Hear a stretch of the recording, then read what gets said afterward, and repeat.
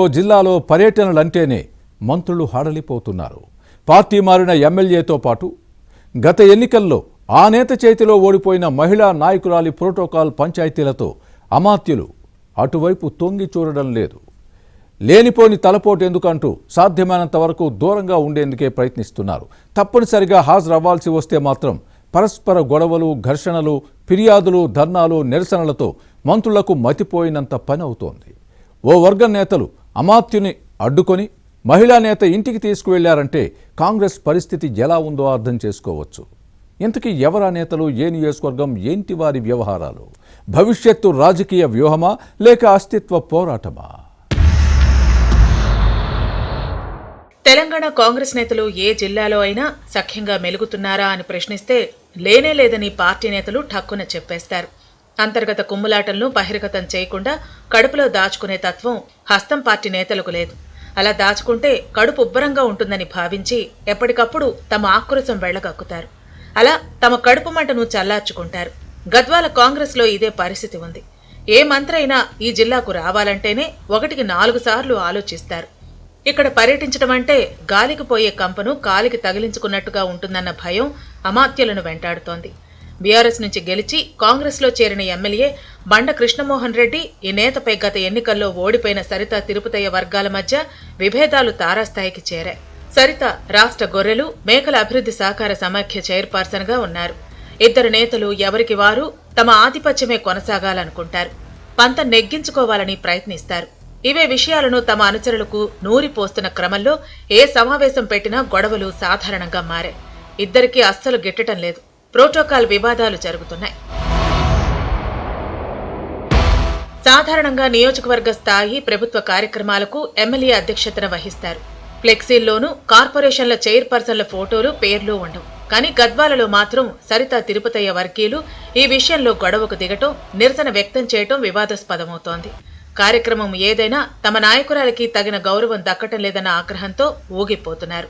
రాష్ట్ర గొర్రెలు మేకల అభివృద్ధి సహకార సమాఖ్య చైర్పర్సన్ గా సరిత ఈ ఏడాది మే 14న బాధ్యతలు చేపట్టిన నాటి నుంచి గద్వాల రాజకీయాలు పూర్తిగా మారిపోయాయి.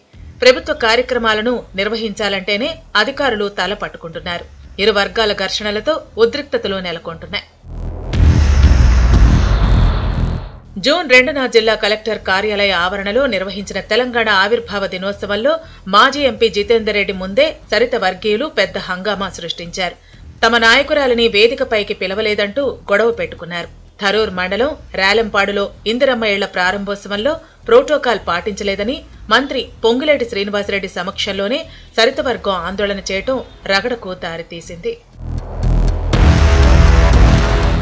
థరూర్ రోడ్డు విస్తరణ పనులకు హాజరైన మంత్రులు కోమటిరెడ్డి వెంకటరెడ్డి, జూపల్లి కృష్ణారావు ముందే సరిత వర్గం నిరసన వ్యక్తం చేసింది.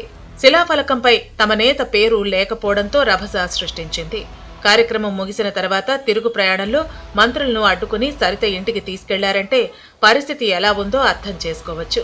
ఎమ్మెల్యే బండ్ల కృష్ణమోహన్ రెడ్డి అవమానిస్తున్నారని ఆవేదన వ్యక్తం చేసిన సరిత మొత్తం వ్యవహారంపై మంత్రులకు ఫిర్యాదు చేసిన విషయాన్ని గుర్తుపెట్టుకోవాలి. ఇక కుర్తిరావుల చెరువు గ్రామంలో విద్యుత్ సబ్స్టేషన్ ప్రారంభోత్సవానికి హాజరైన ఉప ముఖ్యమంత్రి మల్లు భట్టి విక్రమార్క కార్యక్రమంలో తమ నేత ఫ్లెక్సీలు పెట్టలేదంటూ సరిత వర్గీయులు గొడవకు దిగారు. పోలీసుల జోక్యంతో సమస్య సద్దుమడిగింది. ఇలా మంత్రులు వచ్చిన ప్రతిసారి రభస సృష్టించటం సాధారణ అంశంగా మారింది. గద్వాల రాజకీయాలు ఎప్పుడూ వాడివేడిగానే ఉంటాయి. 2023 ఎన్నికల ముందు వరకు సరిత తిరుపతయ్య జెడ్పీ చైర్పర్సన్ గా, బండ్ల కృష్ణమోహన్ రెడ్డి ఎమ్మెల్యేగా బీఆర్ఎస్ లోనే ఉన్నారు.